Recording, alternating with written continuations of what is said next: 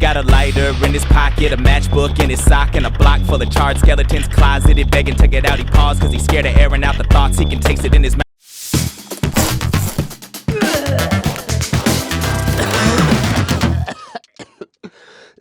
Clipping is a hip-hop band from LA, and this song, Story 2, blew my mind when I heard it for the first time.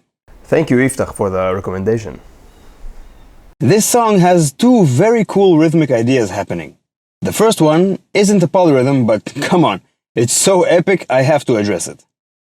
So, remember the singer-songwriter manifesto from this video? Official singer-songwriter 4-chord manifesto.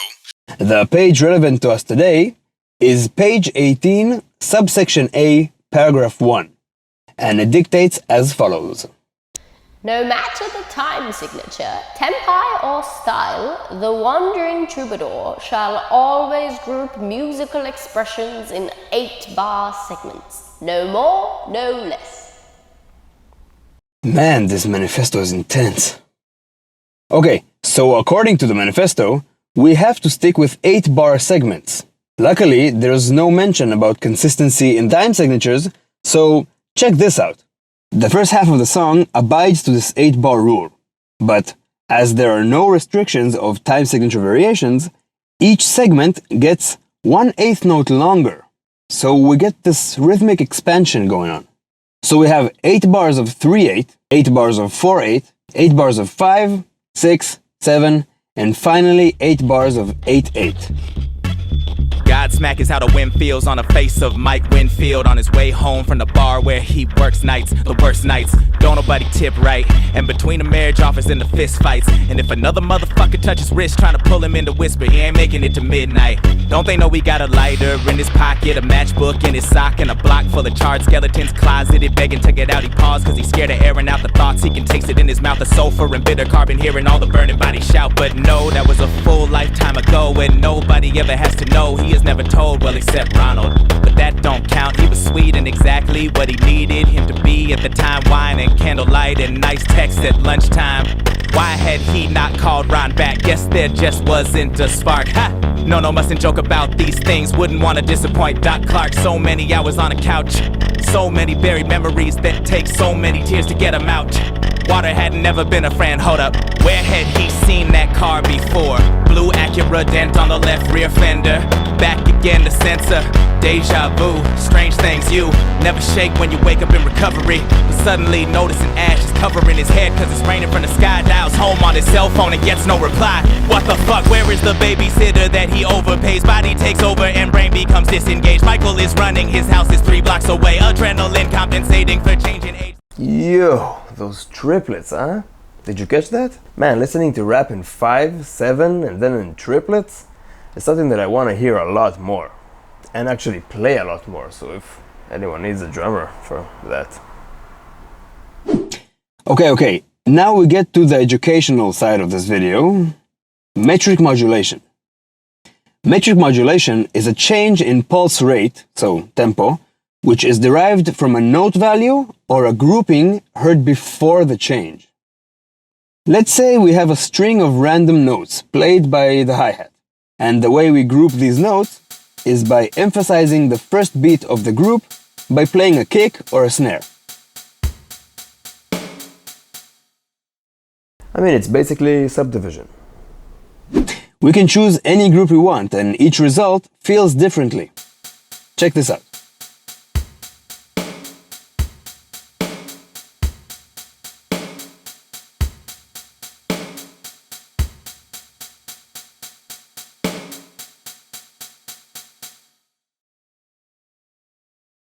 One version of metric modulation happens when you choose a subdivision and decide to rename those subbeats and change their context. So let's say we have eighth notes. Each quarter note is divided into 2 equal parts.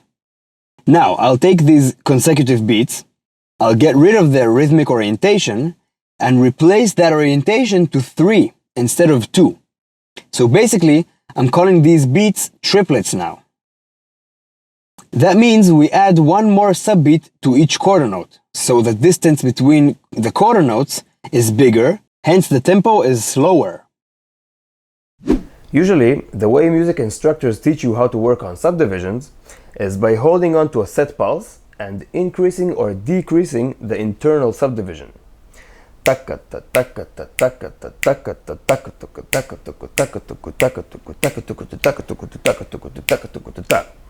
the tempo is constant and the internal subdivision changes. What we're doing here is the opposite.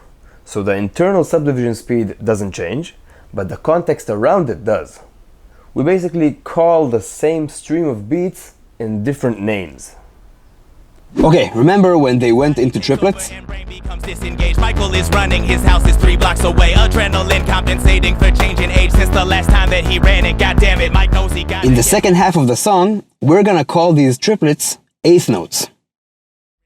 This means that instead of grouping these beats in groups of 3, we're gonna group them in 2. So the quarter notes are now closer to each other, hence the tempo is faster.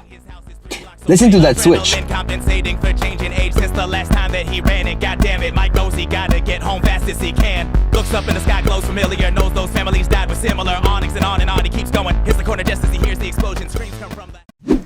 A cool thing to notice is the speeding up effect we have throughout the song. This adds some intensity to this already very intense song. We start with vocals singing eighth notes. Then we switch to triplets, and then our trick happens.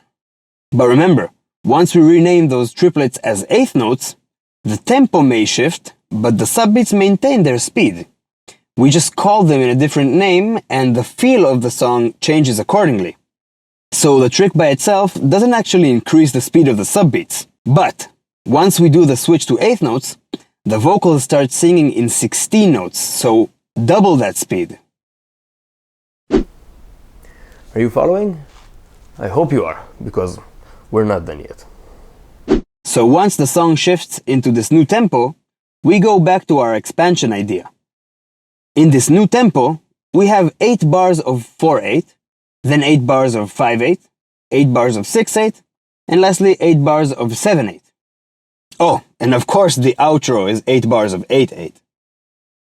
So here's a rundown of the second half of the song. Adrenaline compensating for changing age since the last time that he ran it. God damn it, Mike knows he gotta get home fast as he can. Looks up in the sky, glows familiar, knows those families died with similar awnings and on he keeps going. Hits the corner just as he hears the explosion, screams come from the house. Did you get them out? Mike asking the crowd that has gathered round, tears running down his face. There's that familiar taste, he wishes it would take him to another place. Son and his baby girl in his home, and he can't believe that it's gone in a cloud of smoke. And he's choking and running forward and hoping against hope that he might find them alive and well. But he knows the results too well, and he knows that he fooled himself, and he keeps walking towards the house. Rather, what house is still left? No intention of stopping, letting the smoke take his breath. Some strong arm knocks him aside. Mike falls to the ground and cries, why won't you just let me die? Why won't you just let me die?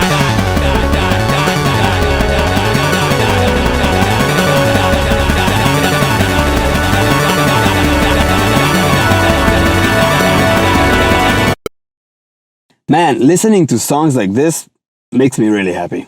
Finding these advanced rhythmic ideas in genres that usually don't go as far rhythmically is very satisfying for me. So if you know any of these, please send them over. And I'll see you next week. Don't they know we got a lighter in his pocket, a matchbook in his sock, and a block full of charts?